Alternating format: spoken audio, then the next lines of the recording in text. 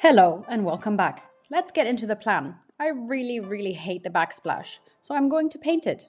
I know what you will say. Don't paint tiles, don't you dare. Obviously, the better choice would be to replace them, but as I stated, that is expensive, so whatever. This will have to do for a year or two until the entire kitchen gets replaced. So that's what's going to happen. First step is to remove the electric socket covers. They used to be white but have turned a lovely shade of smoky yellow over the years. These I will spray later on. I'll tape off the exposed sockets in the meantime to avoid getting any moisture in there. Next up are the old corner covers. They look pretty nasty and quite dated. The plan is to use a paintable caulk for a smooth finish.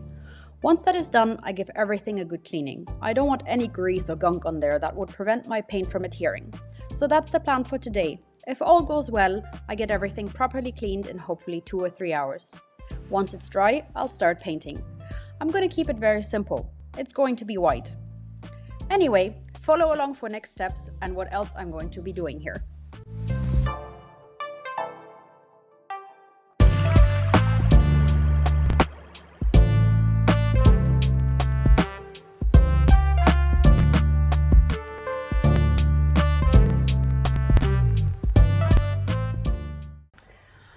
Alright, now that I have deep cleaned everything, which took forever and was really nasty, I'm ready to tape off everything. I did not find my usual frog tape, so I'm trying the Tesa Excellent tape and we'll see how that goes.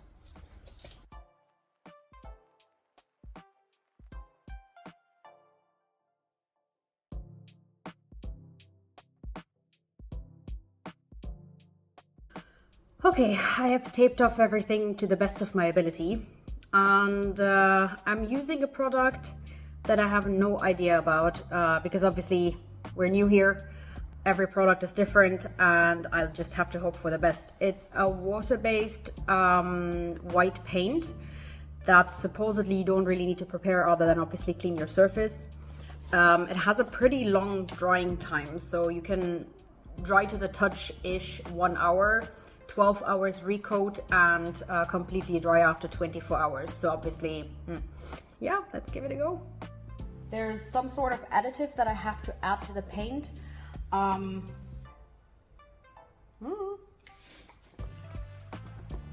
That is if I can open this thing in the first place. Oh. Note to self, wear gloves before starting.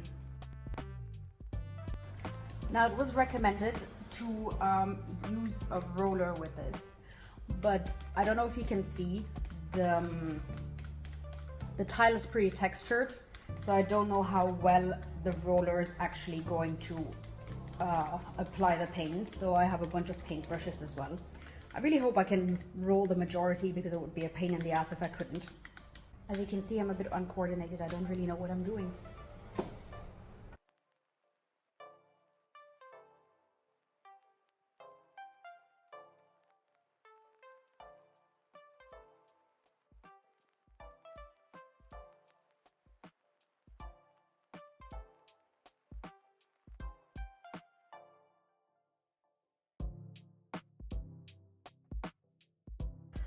Wow, after a moment of utter and sheer panic, we have finished everything.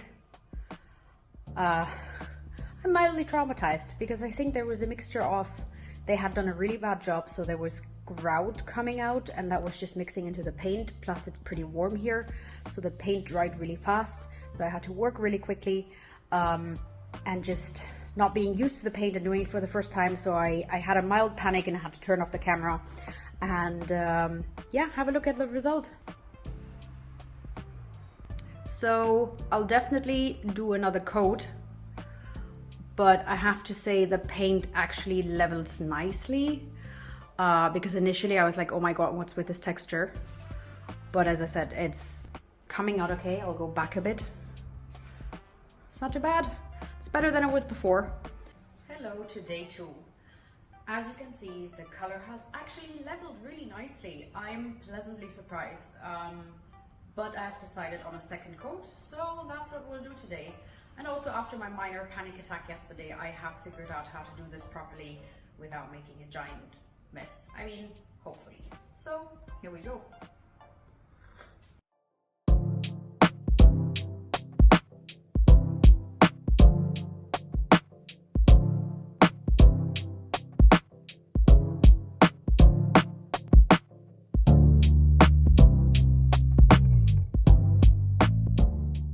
So I finished my second layer and I'm pretty happy with it. I think that's going to be it. So really good. I'm very happy. Have a look. Last thing to do when the paint was dry was just to reinstall the sockets. Previously I degreased and cleaned the backsplash and gave it 2 coats of white paint. The plug sockets got a coat of aged gold and we called it good. Now it's on to the kitchen cabinets. As always, the first step is a good preparation. I am removing every door and drawer possible. These 2 I will degrease and give a good scrub. This should take me the better part of a day, as I don't think this kitchen has ever seen the wet side of a sponge. Since I'm trying to save a little bit of time and feeling particularly lazy, I am washing off the doors with the garden hose. I know this is particle board and loads of water is, let's say, counterproductive. But we have already established that my care is limited to this lasting a year or 2 max, so it'll have to deal. It's also pretty warm here, so it will dry in a jiffy. That's my excuse and I'm sticking to it.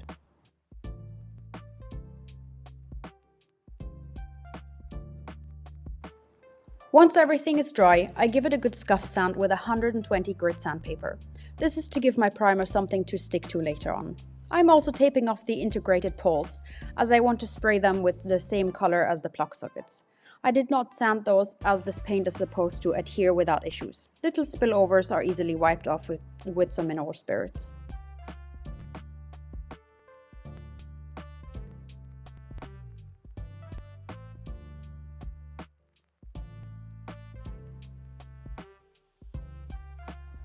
I repeat the process on the kitchen drawers and base pieces I could not remove. And that will be pretty much it for the day. Tomorrow I will prime everything with a coat or 2, depending on coverage. That I will have to decide then, as all the products here are new to me and it's a matter of trial and error.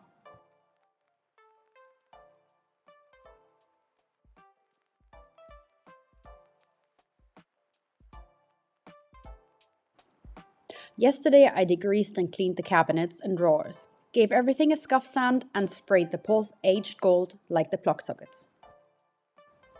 Which means today everything will get a coat of primer. Before I start, I remove all the tape and wipe my surfaces down with mineral spirits. That way I remove bits where I oversprayed and have a dust-free surface. This primer is water-based and has a really nice consistency. It goes on like molten butter and it's already pretty clear it levels out super well. I don't think I need a second coat, which saves me some time as there are a ton of pieces to paint. As things stand, I will not even have to sand between this layer and the paint.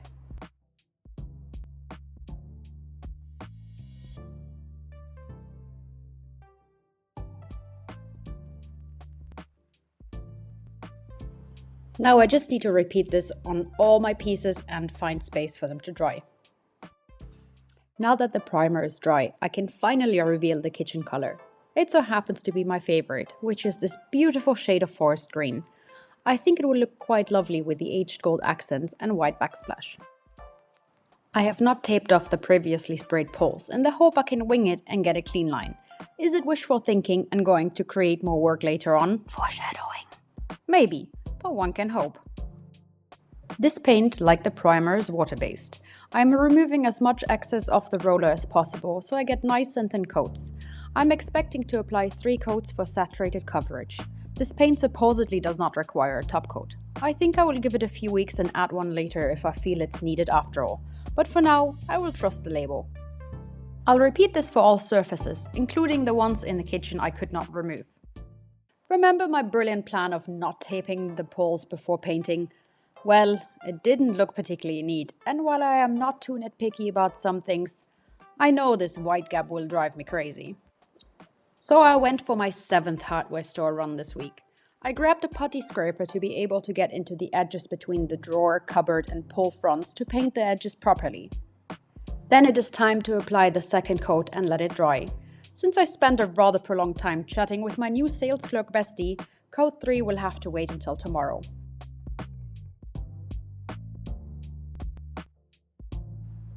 Hopefully, this will be it with painting, and I can move on to the next step in my kitchen saga. I'm pretty sure I'm going to be biting off more than I can chew, but hey, what's life without a challenge? See you for some chaos later. I have been incredibly bad at keeping tabs of what I've been doing. A little update, I finished painting the cabinets, I've reinstalled almost all of them. I'm waiting to get a new sink. I wanted to put a sticker on top of my countertops, but that too has not arrived yet, so that will have to happen the next time I come.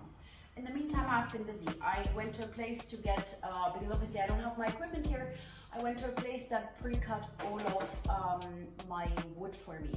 So what I want to do is I'm going to build a waterfall here, meaning that when I attach my foil, it'll be going down here in a seamless way. And I want to do some hidden storage, that's why you have this gap here.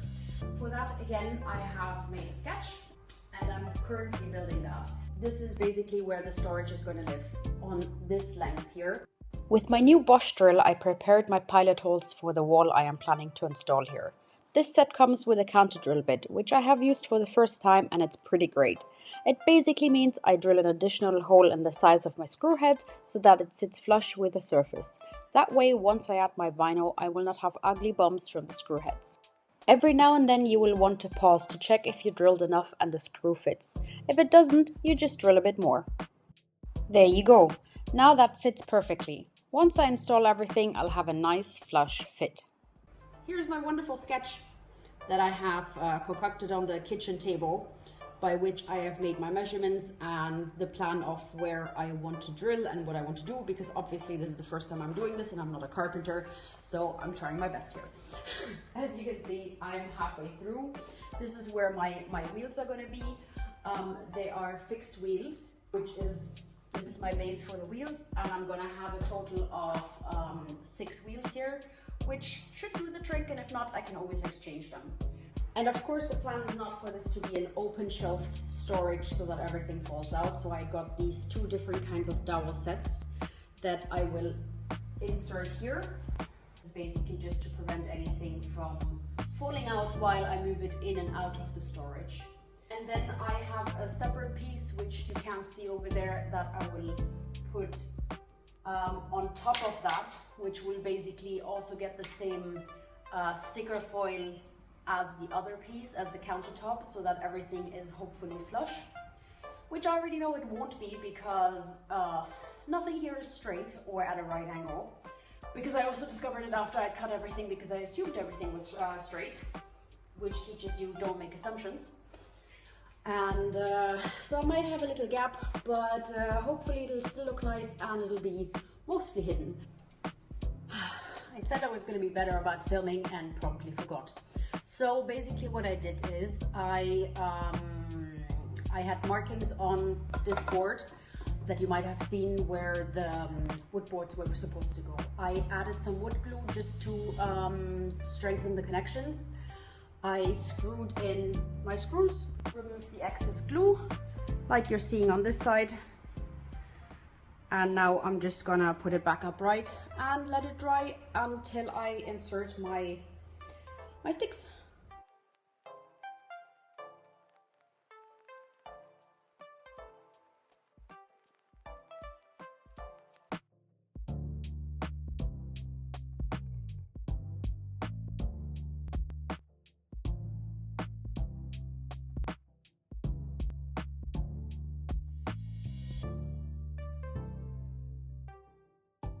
Today I want to install the cover for my hidden storage. This has not entirely gone according to plan, but I will get into that in a moment. First, I glued my 2 pieces together for added strength, installed L brackets and added a few screws on the other side off camera. I dry fit everything before applying more glue. Before inserting my long screws into the pilot holes I had made earlier, I made sure my card fit properly and I wouldn't run into issues with the sizing. It's always better to measure twice and cut once. Sadly, I must have made a mistake on the one in the very front, as my screw came out on the side. After a moment of confusion about what to do about it, I decided on drilling a new pilot hole, which worked out pretty okay, except that it was too close to the beginning of the wood piece and resulted in the front splitting.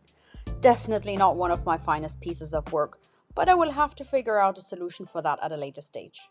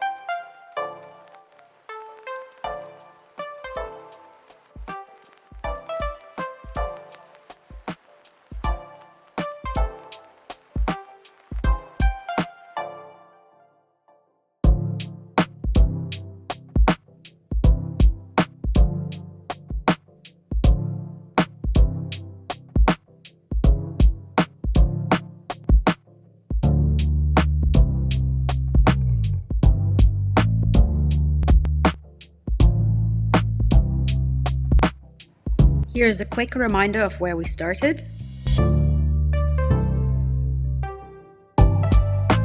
And that is the final result.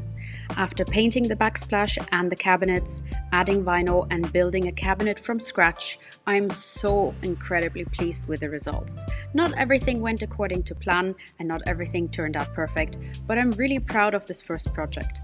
I really hope you like it just as much as I do. Let me know in the comments and hope to see you on my next project.